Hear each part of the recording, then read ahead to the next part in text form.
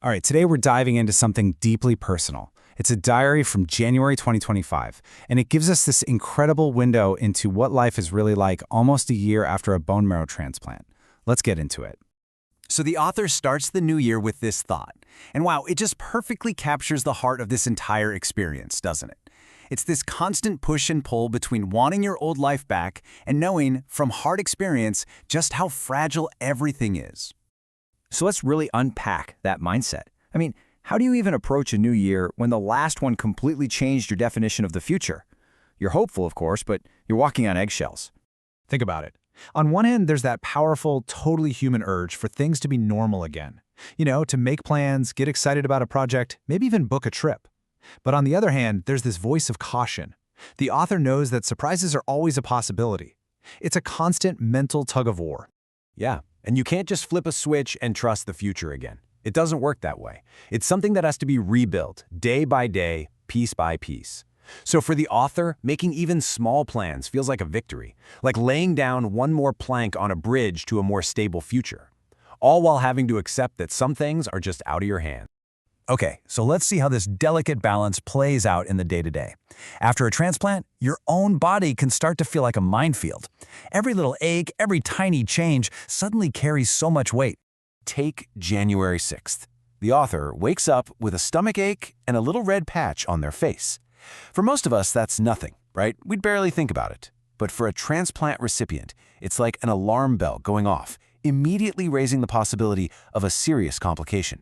And that complication has a name, GVHD, or graft versus host disease. It's when those brand new life-saving donor cells actually start to attack the patient's own healthy tissues, like their skin. It means the new immune system is working, sure, but it can get really dangerous if it's not controlled.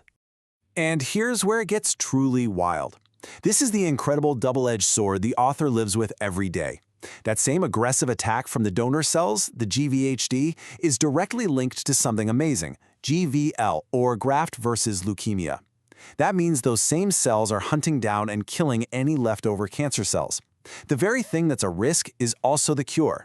It's unbelievable. And this hypervigilance goes way beyond the skin. A simple stomach ache could be an infection that their immune system just can't handle yet. Any unexpected bleeding could mean a drop in platelets, which is a classic sign of relapse. Every single physical sensation has to be decoded. So this state of constant analysis leads into a period of just profound uncertainty.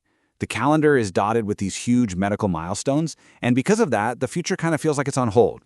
And this timeline just lays it all out. You've got this gauntlet of vaccines, the one-year anniversary, which is huge emotionally, and then the big one, a bone marrow biopsy. But even after all that, the waiting isn't over. The most important, most sensitive test results won't be back until mid-March. Literally everything hangs on that date. The author uses this perfect metaphor to explain how it feels. It's like driving down a road at night, and your headlights only show you the next few feet. The rest is just darkness. You can't plan for it, you can't even imagine it.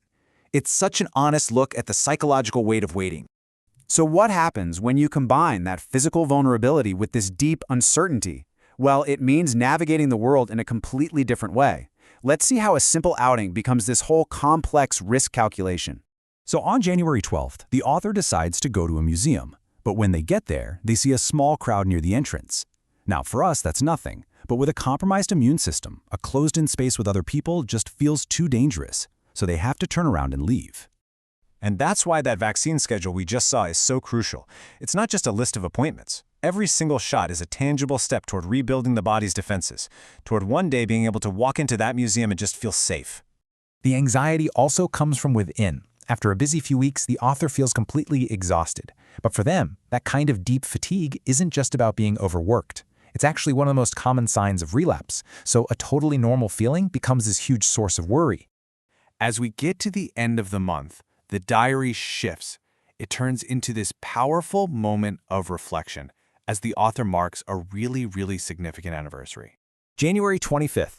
On this exact day, 1 year ago, the author walked into the hospital to start the whole transplant process.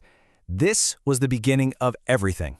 And the memories of that day are so vivid, you can practically feel it. The cold morning, the bags packed for who knows how long. That strange mix of being terrified but also hopeful. They even remember the bright hospital room and the stationary bike in the corner, a silent symbol of the fight they were about to begin. Looking back a year later, the feeling is just overwhelming gratitude. Of course for the doctors and nurses, but also for a kind of inner strength they never knew they had. The strength to trust the process, to trust themselves, and to face the unknown head-on. And you can see the journey on their body, too. Even while feeling great, their body has found a new equilibrium. A year ago, they weighed 63 kilograms. Today, their stable weight is 58. It's another tangible marker of just how much has changed. And this really sums up where things stand. They are well. They are grateful.